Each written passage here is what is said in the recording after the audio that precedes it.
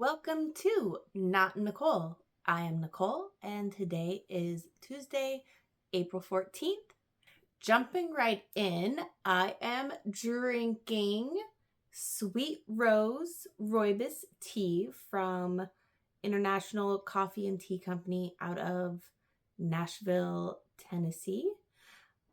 It is, for rooibos tea, it is the most rose. I mean, I've definitely had just rose tea. I actually like it. I find it rather sweet.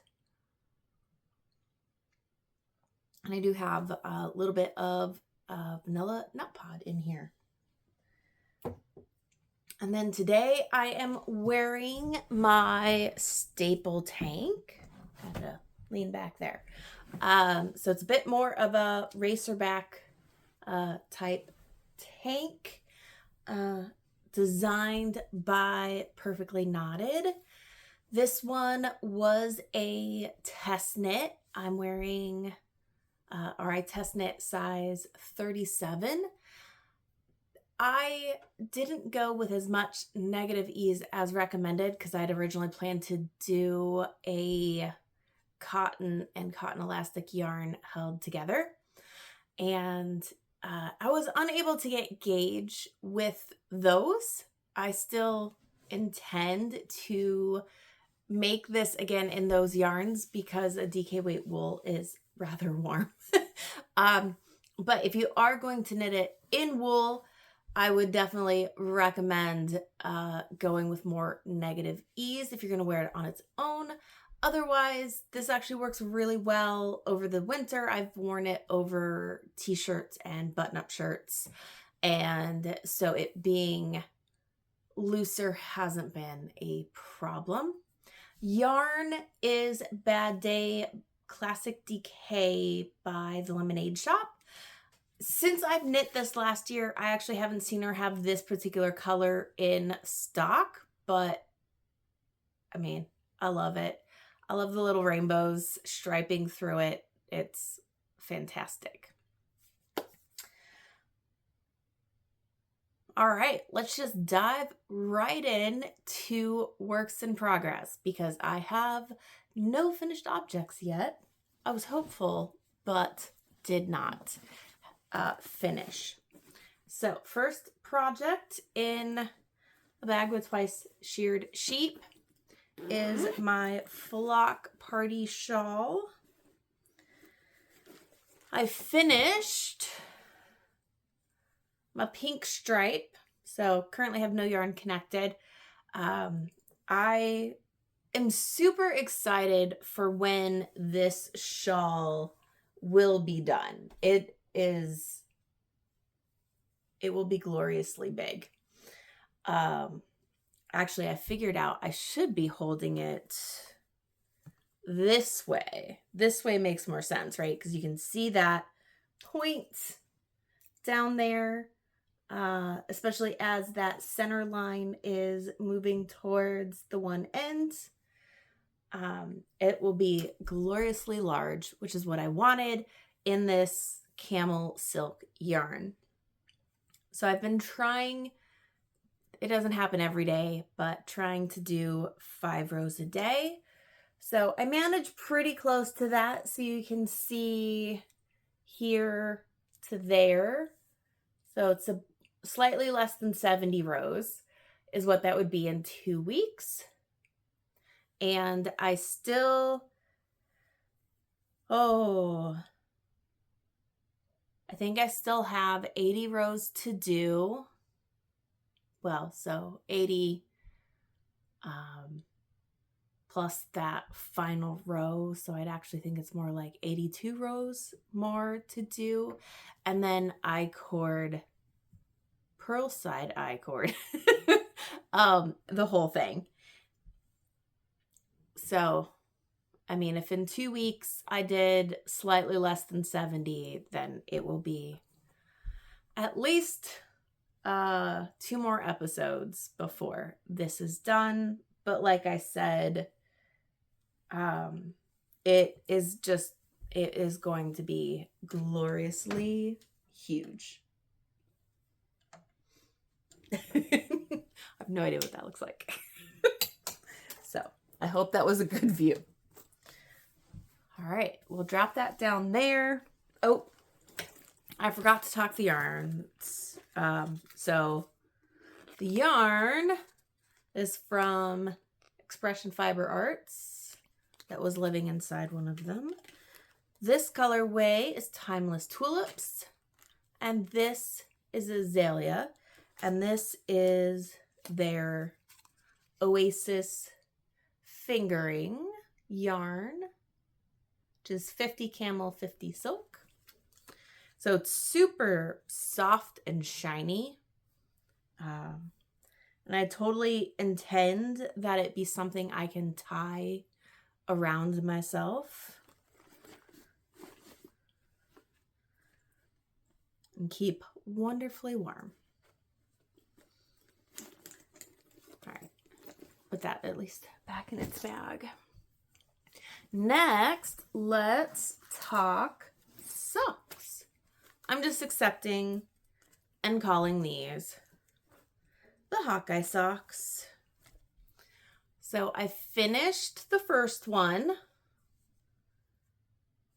Hasn't been blocked yet, so I'll probably show them in the next episode once I completely finish them. Either that or I'll post a picture depending on if my husband wants them before then. And then here is the second sock. So I am doing those on DPNs, I decided. The Flexi Flips that I usually use for the toe, they're not pointy enough for the decreases. So the first sock I did magic loop for the toe. This one I'm using DPNs. I actually think I like the DPNs better of those two methods for the toe. And then, so the black and gold yarn is Biches and Bouches Le Sock yarn. And then the black yarn is Yarn Experiments Monkey Sock Goblin's Heart. So these will be done very shortly, but I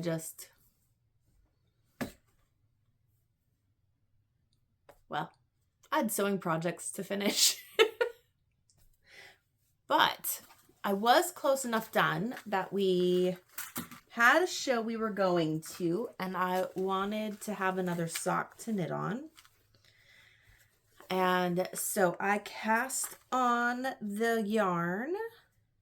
This is from Hook and Shuttle.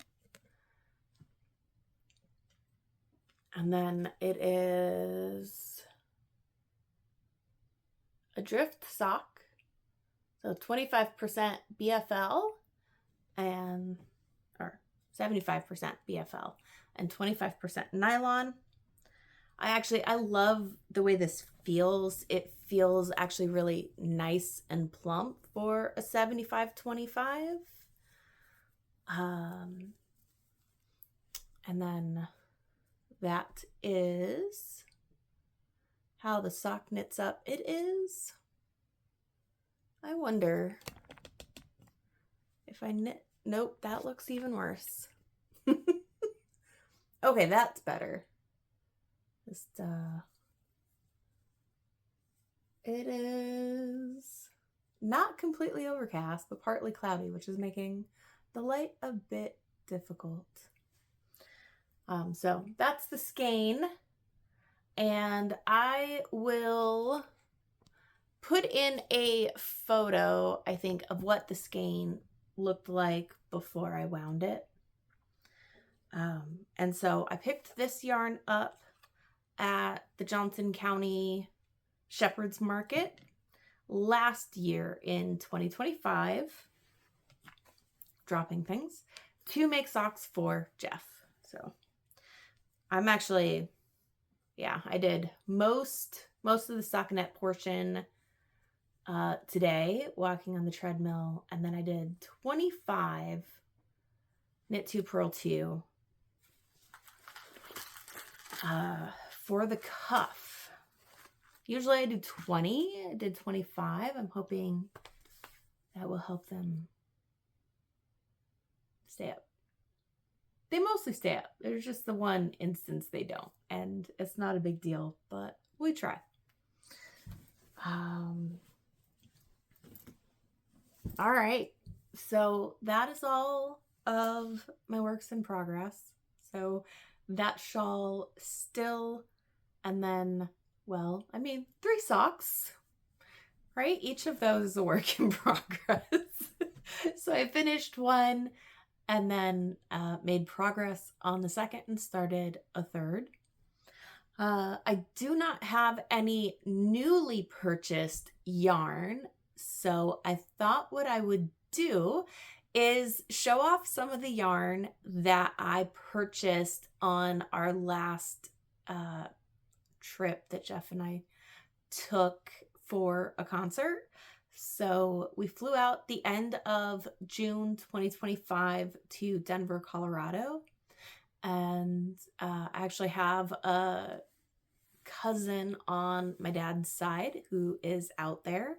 So we only spent 1 day in Denver and then went up into the mountains. We went hiking. My cousin met up with us one day to go hiking. We'll just say he convinced us to go further than we would have otherwise with some rock climbing. He's certified. He was an engineer and used to climb towers, so he's certified to climb towers. He's an expert skier, snowboards. Living in Colorado, right? That's what you do. He's my second cousin, right? So he's my dad's first cousin. So he's definitely older, but it was a riot and it was a great time. So on our way, we spent 1 night in Denver, and then we drove out to Aspen and we stopped at the Continental Divide. And that route that we took us through Leadville, Colorado. And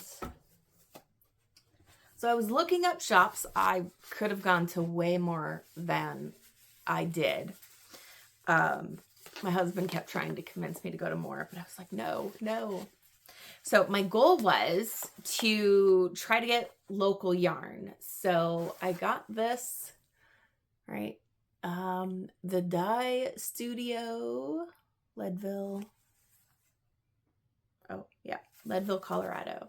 So the wool itself is, the sheep are raised in Colorado, and the yarn is milled in Colorado, and then it is dyed in Leadville. So I was thinking 2 skeins of sport weight should be good to make like a tank top or a t-shirt. It's a really pretty, like, pinky purple color. I think it works. The colorway, it actually doesn't say. Dyed with, can't even read that. Cochineal. So naturally dyed. That's what they use to dye this color. And then, so I picked those up. And then, because I was only planning originally to go to 2 yarn stores.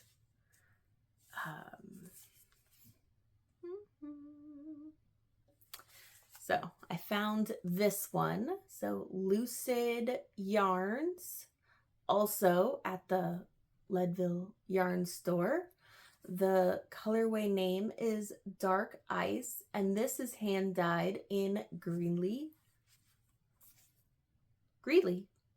Colorado. I don't actually know where that is, but I like, right, this mauve Merlot color with that touch of green. And this is totally sock yarn. Yeah. 75-25. So that one was really fun. I like that color. I really need to get to knitting socks for myself because those are not for Jeff. So that was Leadville on June 29th. And then we did not go to any more yarn stores until our last day in Colorado, which was the 5th. So July 4th, we got to see Blues Traveler at Red Rocks Amphitheater, which was a lot of fun. Technically, pot isn't allowed, but because it's legal in Colorado, you have to be careful about where you sit. Anyway, but it was really cool because, I mean, it was July 4th, so we got to sit way up there in the amphitheater, and you could just look out and around, and there were just fireworks going off constantly. It was a lot of fun. It was definitely a bucket list item for Jeff, and they were actually going to be in Cedar Rapids, and he got a notice about it, and he saw that the tickets were pre-sale, and that where they were going to be before in Cedar Rapids was at Red Rock. And so that was a bucket list for him, and he managed to get in on the pre-sale to get tickets so they weren't massively overpriced, right? Because once you get to the resale market, it's just ridiculous. But anyway, so we stayed close to where Red Rock is, and then the next day I think we were going to hit 3, but then we decided on just 2. So then the first one of that day that we stopped at was in Inglewood, Colorado, and I ended up getting these. I got 2 of these. I mean, can you see a theme? Some maroon, some green. I mean, I like what I like, right? Apparently, because I was looking, I can't enter a yarn store and not buy something. It's a terrible affliction. So this was Blazing Star Ranch was the yarn store. I'll cover my head. There we go. So it'll focus on that. So it is alpaca silk. I can actually read that. Briolette, maybe? I do believe that Yarn Dragon is now in Washington, but he started in Colorado. Same as the Lemonade Shop is now in Connecticut, but they started in Colorado. Anyway, so these, they're actually pretty different. Looking at those, I think something like a loose, lightly laced tank top would feel amazing in these.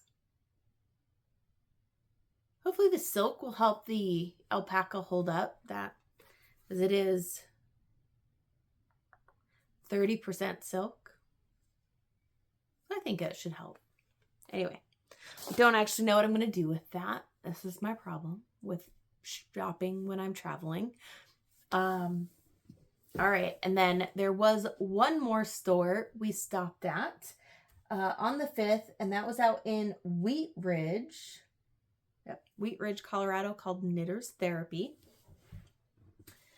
And I got multiple from this dye, Little Squirrel Yarns. So they are also,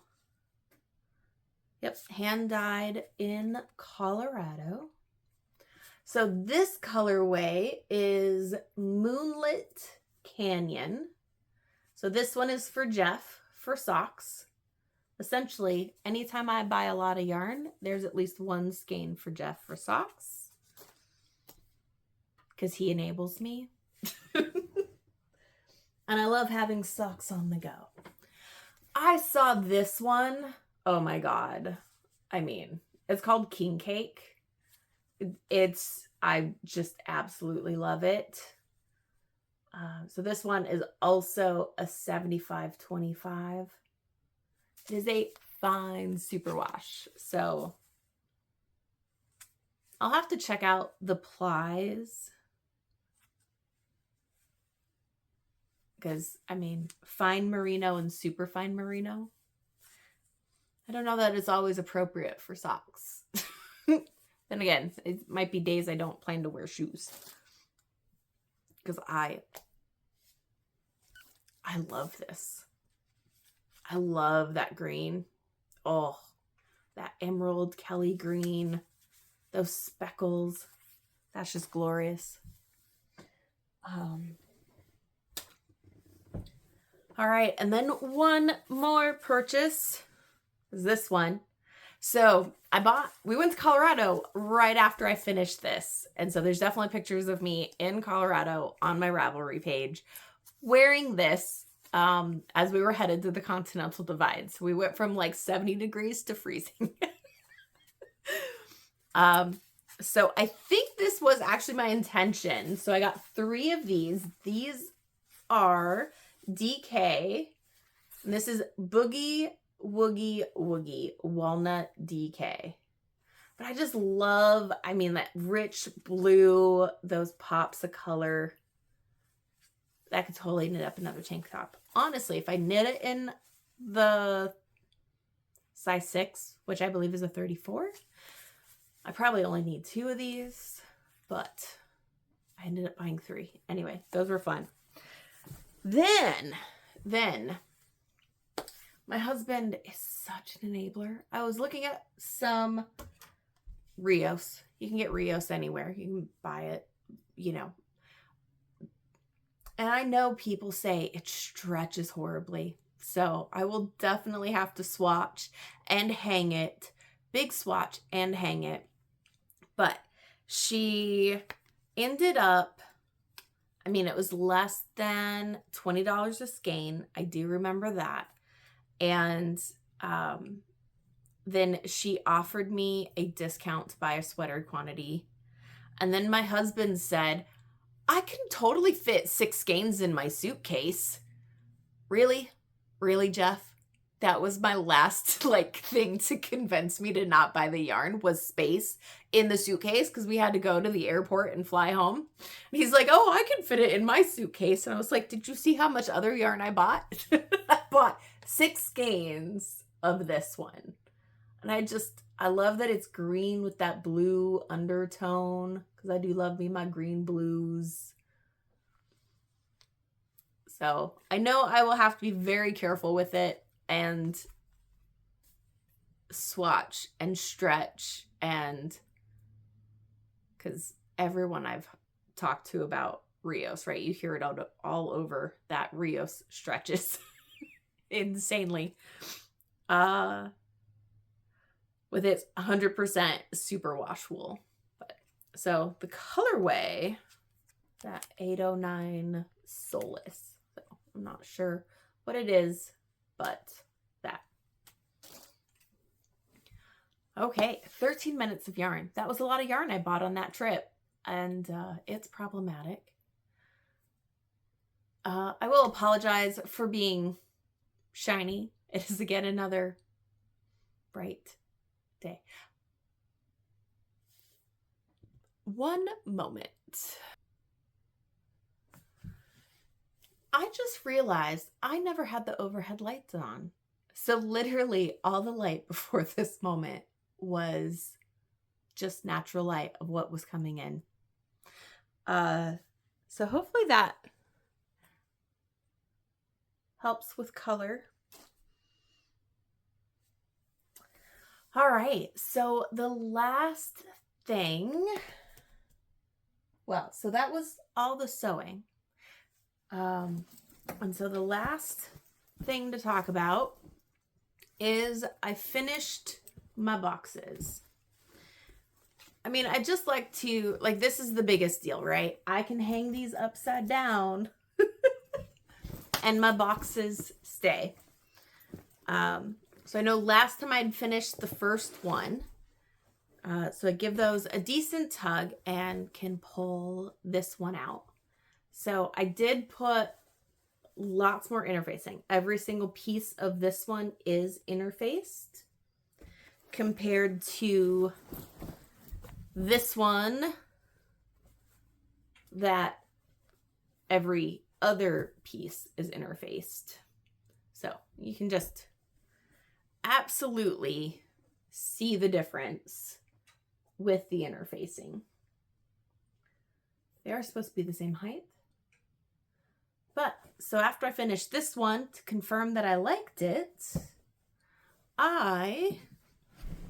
excuse me, made 2 more. Because my sister and I have matching bags.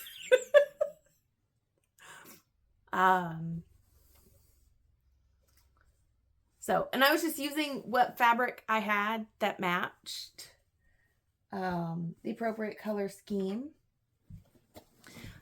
So they should fit, but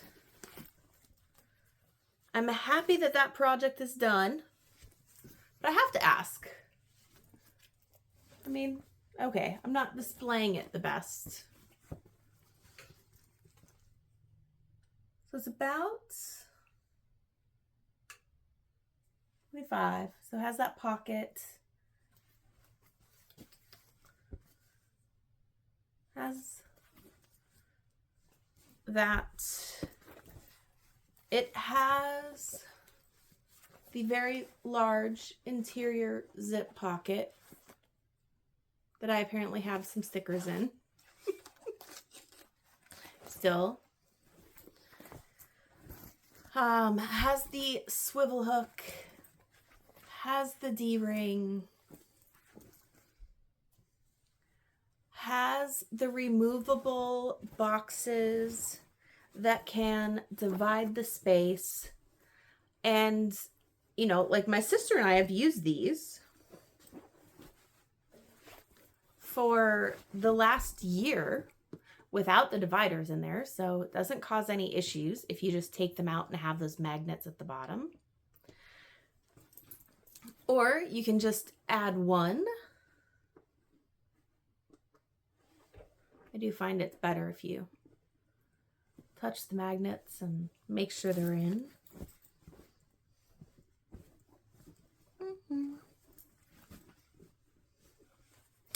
All right, so you can have just one box in, or you can have 2 in, or you can have none in and have it divided. Those boxes come up about halfway in the height of the bag, so if they're full, then you can stack things on top of it. I'm thinking about writing it up as a pattern. Would anybody want that pattern? Would anybody want me to make it for them? What would you pay for a ginormous bag like that?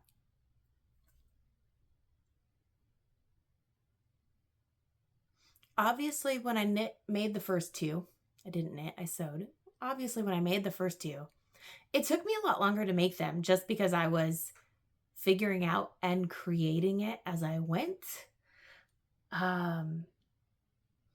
But it still took effort, and it, you know, there's a lot of interfacing in there, which is not cheap. Material cost wise,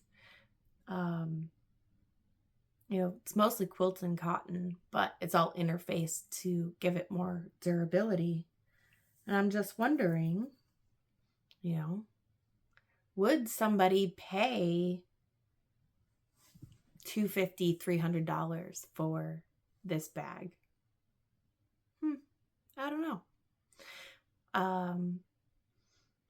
My next goals are actually to start coming up with some smaller yarn size, like sock size bags. So I don't think I said this bag that I have the forest socks in. Oh yeah, that shows much better. I believe it is a Mr. Kite bag. I got it as part of a Stolen Stitches Seasons Club. But I'm thinking not this style, right? I believe it's called a Japanese knot bag.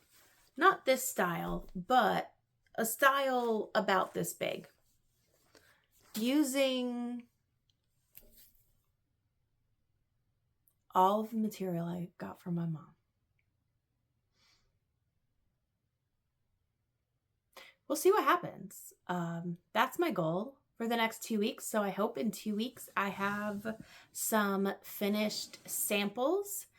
And if you have any opinions on what you think a knitting project bag absolutely needs to have, I'd love to hear it. What do people think that they absolutely need to have?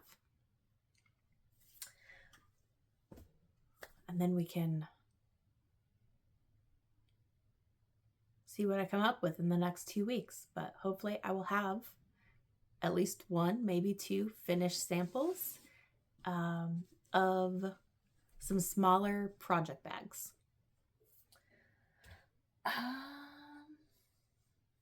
All right, life stuff. Let's see. Okay, first and foremost, if you like urban fantasy, science fiction,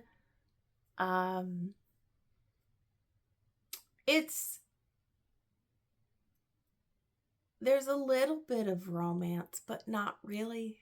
By the end of the trilogy, there probably will be, but in the first book, no. So anyway, This Kingdom Will Not Kill Me by Alona Andrews. Oh my God, I loved it. I've never read a book like that. It's not a popular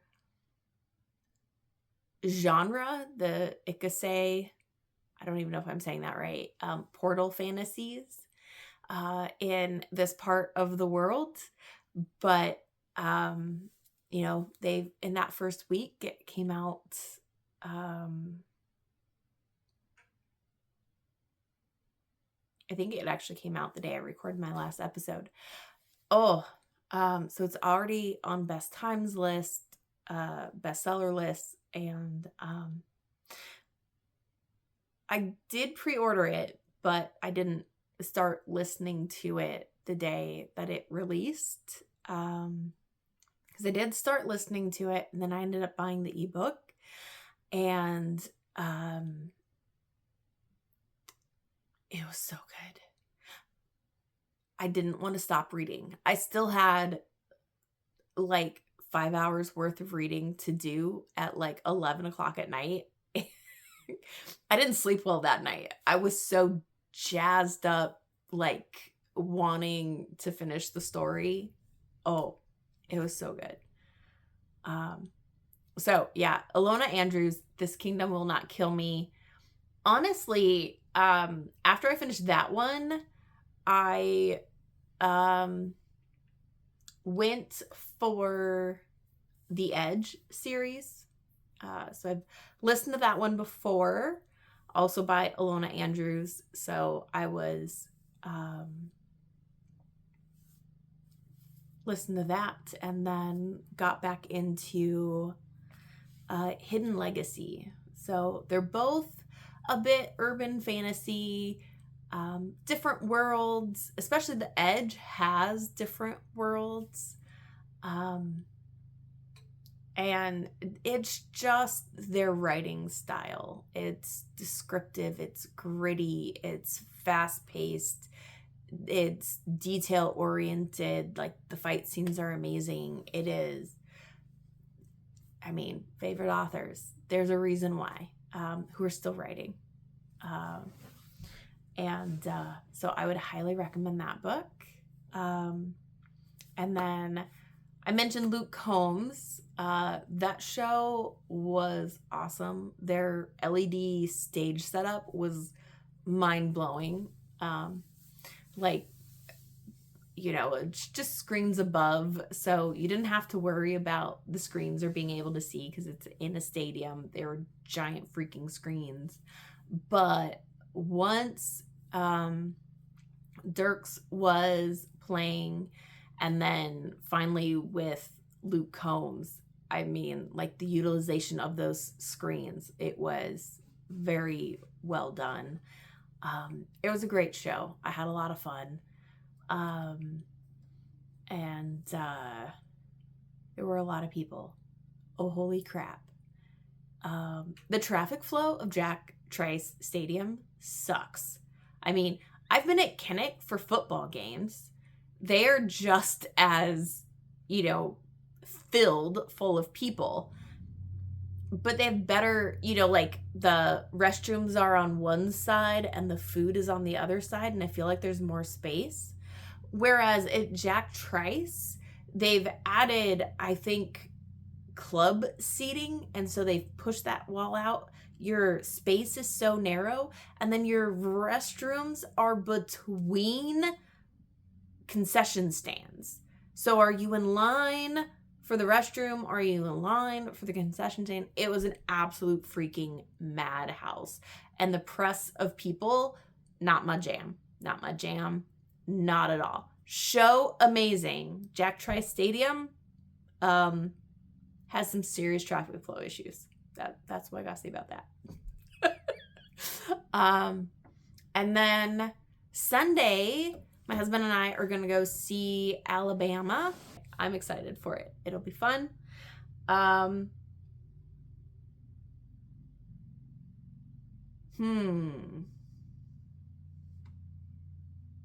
I get that sock through the heel so I have a leg?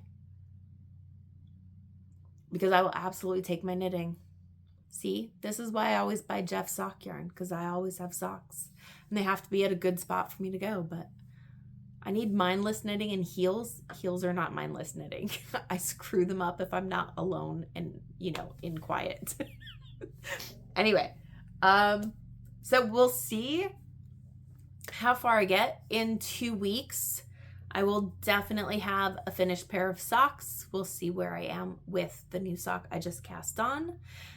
I probably will not be done with that shawl yet. I do want to cast on a sweater.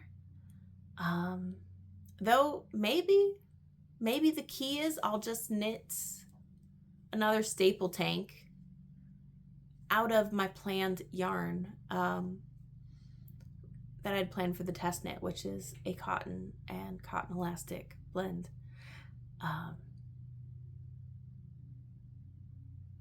Yeah, I think that's what I'm going to end up doing. So I like that idea. Okay. So that is enough for today. Thank you for watching. If you watched all the way to the end, I appreciate it. I am learning my video editing tools, so hopefully I'll be getting some features added in. We'll see, right? Things I want to learn, transition pages, intro pages, chapters. I'm working on it. So I appreciate you all hanging out with me, as this is my 4th episode, and I'm learning by doing.